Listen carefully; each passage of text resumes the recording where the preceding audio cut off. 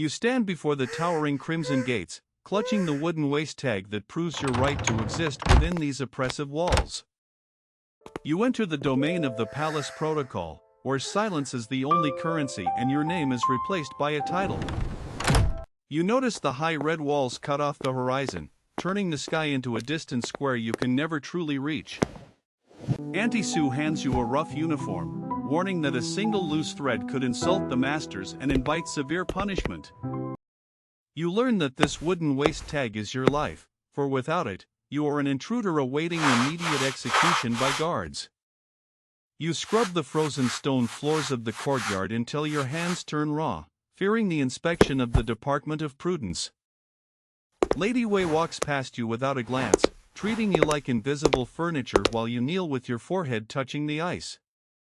You tremble as Chief Eunuch reads the roster, his voice echoing the absolute power of the ancestral rules over your fate. You meet Orchid in the cramped sleeping quarters, and she shares a meager bun while whispering about the terrifying price of ambition. You see a servant dragged away for dropping a teacup, a brutal reminder that the palace protocol forgives no accidents or weakness. You memorize the hierarchy of the harem, knowing that looking a superior in the eye is a direct violation of the law. Auntie Sue teaches you to walk without sound, claiming that invisibility is the only shield against the whims of the bored consorts. You hold your breath as Lady Wei inspects your cleaning, praying she does not find a speck of dust on the jade. You realize the waist tag dangling at your hip is a heavy burden, marking you as property of the imperial household forever. You watch the heavy gate seal shut at sunset, locking you inside a golden cage where trust is a dangerous luxury. You wait before dawn to boil water, the steam hiding your tears as you long for the family you left behind outside. Orchid suggests a faster way to finish the laundry, but you hesitate to deviate from the strict methods of the ancestral rules. You spot Guard Chen at the side gate, his stoic gaze offering a rare moment of human connection amidst the rigid formalities. You find a broken hairpin in the hallway, panic rising as you wonder if picking it up will be seen as theft. You realize that the ancestral rules are designed to break your spirit, turning every small choice into a potential life-ending crime. Orchid takes the hairpin from your hand, promising to return it to the lost and found before the Department of Prudence notices it missing. You trust her smile, not realizing that in this palace, a favor is often a trap set by someone climbing the ladder. Lady Wei complains of a missing ornament, and the Department of Prudence descends upon the servant quarters to search every bunk. You stand in a line with shaking knees, watching the enforcers tear through your meager belongings looking for the stolen gold item. Chief Eunuch finds nothing in your bed, but the fear of being framed lingers like the smell of stale incense smoke. Orchid glances at you with unreadable eyes, and you wonder if she truly returned the pin or kept it for leverage later. You serve tea to Lady Wei, your hands steady despite the terror of spilling a drop on her expensive silk robes. You overhear a whisper between Lady Wei and Dr. Zhang, a secret about an illness that must be hidden from the Emperor. Dr. Zhang catches your eye, and his sharp look warns you that knowledge in this place is a death sentence. You rush back to the safety of your chores, wishing you could scrub the dangerous secret from your memory like a stain. Auntie Sue warns you that Orchid has been spending time with the eunuchs, a sign that she is seeking power through betrayal. You try to distance yourself, but the palace protocol forces you to work alongside your rival in the claustrophobic laundry court. You discover a loose brick in the courtyard wall, a tiny hiding spot where previous maids left scratch marks of their despair. You hide a small coin there, a tiny piece of rebellion against a system that demands you own nothing and want nothing. Guard Chen nods at you one rainy afternoon, a subtle acknowledgement that feels louder than a scream in the silent palace. You start to understand that survival requires allies, but choosing the wrong friend is faster suicide than jumping into the well. Lady Wei falls ill, and the mood in the palace shifts from tense silence to a frantic, paranoid panic among the staff. You are ordered to brew the medicine, a task that places the life of a consort directly in your trembling hands. Orchid offers to deliver the bowl for you, claiming she wants to save you the walk in the freezing winter rain. You refuse her offer, sensing that the Department of Prudence would blame you instantly if the medicine failed to reach its destination. You deliver the bowl yourself, passing the ominous checkpoint where Manager Wang checks your waist tag with greedy, suspicious eyes. Lady Wei drinks the bitter brew and glares at you, looking for any sign of poison or treachery in your face. You survive the night, but the tension in the servant quarters grows as rumors of the consort's weakness spread like wildfire. Orchid brings you a sweet cake, an apology for her ambition, but the sugar tastes like a lie on your tongue. You find your hidden coin is missing from the loose brick, replaced by a terrifying note that simply says "I know." You panic, realizing someone is watching your every move and waiting for the perfect moment to use the ancestral rules against you. Auntie Sue falls sick from exhaustion, leaving you without your only true protector in this nest of vipers and spies.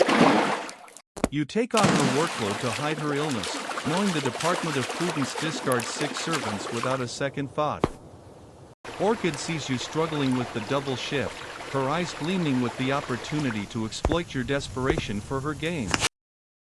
You beg Guard Chen to smuggle a letter to your family, a high treason risk that makes your heart pound against your ribs.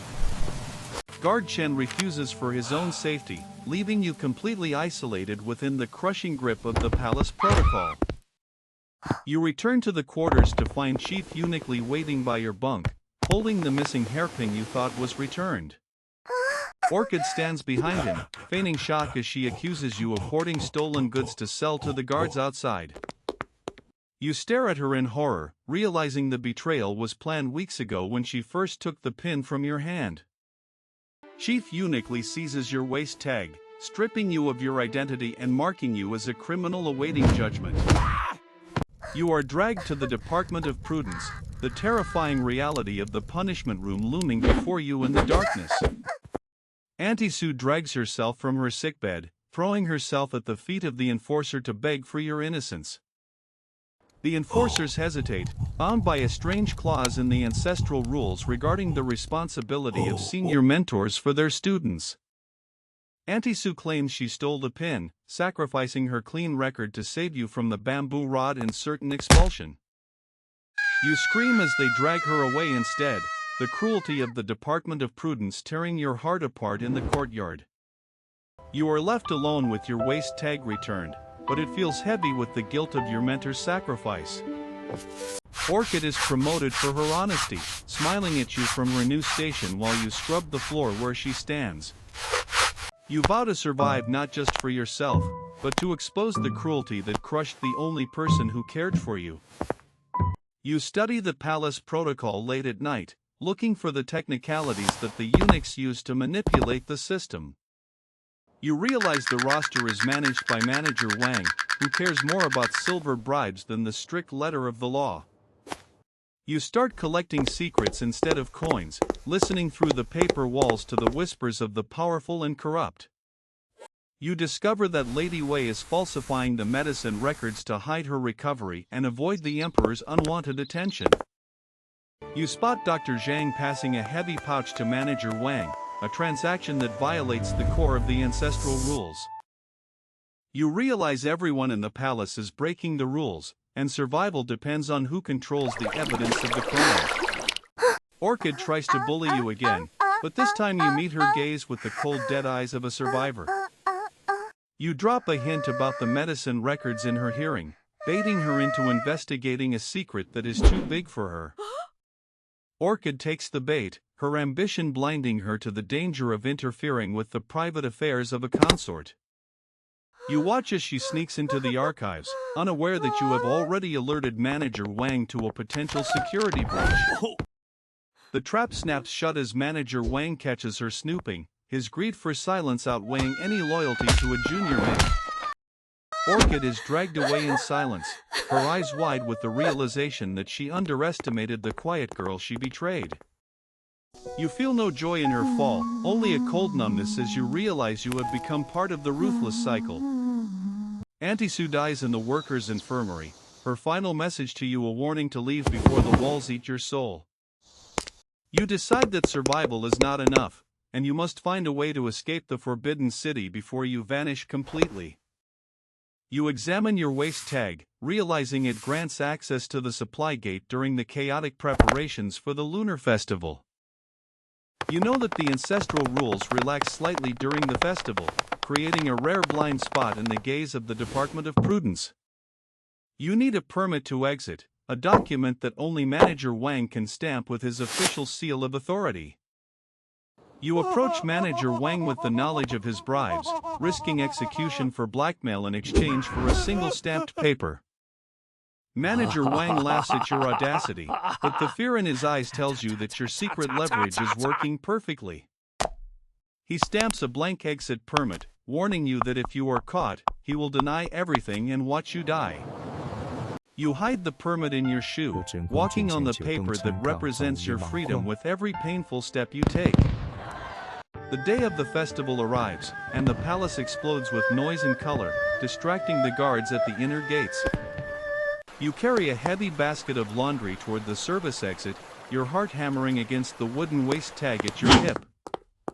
Guard Chen stands at the final checkpoint, the only person who might recognize you despite your disguise as a laundry worker. You present the permit and your waist tag, praying that the paperwork holds up against the scrutiny of the exit protocol. Guard Chen looks at the permit, then at your face, and you see a flicker of recognition in his tired eyes. He hesitates, his hand resting on the hilt of his sword, torn between his duty and the silent bond you shared. You hold your breath, knowing that your life hangs on the decision of a man you have never spoken to. Guard Chen stamps your papers and waves you through, a silent gift of mercy that breaks the rigidity of the system. You walk through the dark tunnel of the gate, the sounds of the festival fading into a dull roar behind you. You step out into the bustling street, the noise of the common people hitting you like a physical wave of freedom. You do not look back at the red walls, knowing that to look back is to invite the shadow of the palace to follow. You realize you are still clutching the waist tag, the symbol of your enslavement, now a useless piece of wood. You find a canal and throw the tag into the dark water, watching your identity as a palace maid sink forever. You blend into the crowd, a faceless woman in a sea of people, finally owning the silence inside your own head. You understand that the ancestral rules were a cage made of fear, and you broke the lock by refusing to play the victim. You find work in a quiet tea house, far from the capital, where the only rules are to brew the leaves correctly. You sometimes wake up in a cold sweat, hearing the phantom echoes of the chief eunuch calling the morning roll. You touch the scar on your hand from the scrubbing, a permanent reminder of the price you paid for your survival. You hear rumors of the empire crumbling, the red walls falling, and you feel a strange pity for those still inside. You light a stick of incense for Auntie Sue, thanking her spirit for teaching you the strength to endure the unendurable.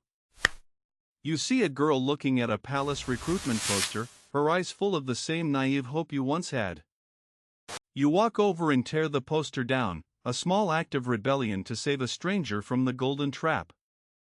The girl looks at you in confusion, but you just shake your head and walk away, leaving the mystery unexplained. You realize that freedom is not just being outside the walls, but freeing your mind from the fear of authority. You live a simple life, poor but yours, savoring the taste of a bun that you did not have to beg for. You wonder what happened to Guard Chen, hoping that your escape did not cost him his position or his life. You know that the history books will never record your name, nor the names of the thousands of women who vanished there. You accept your invisibility, no longer as a curse, but as the ultimate victory against a system that wanted to own you. You look at the moon, the same moon that shines on the Forbidden City, and smile because it looks different from here. You are no longer a piece of furniture or a line on a roster, but a human being breathing free air. The nightmare of the harem fades with time, becoming a story you tell only to the silence of the night. You survived the impossible, escaping the most heavily guarded prison on earth with nothing but wit and a little luck. Your life is a testament to the fact that no system is perfect, and every wall has a crack if you look close enough. You must never let anyone define your worth by a tag on your waist or a number in a book. You are the author of your own story now, so walk forward and never let them put you in a cage again.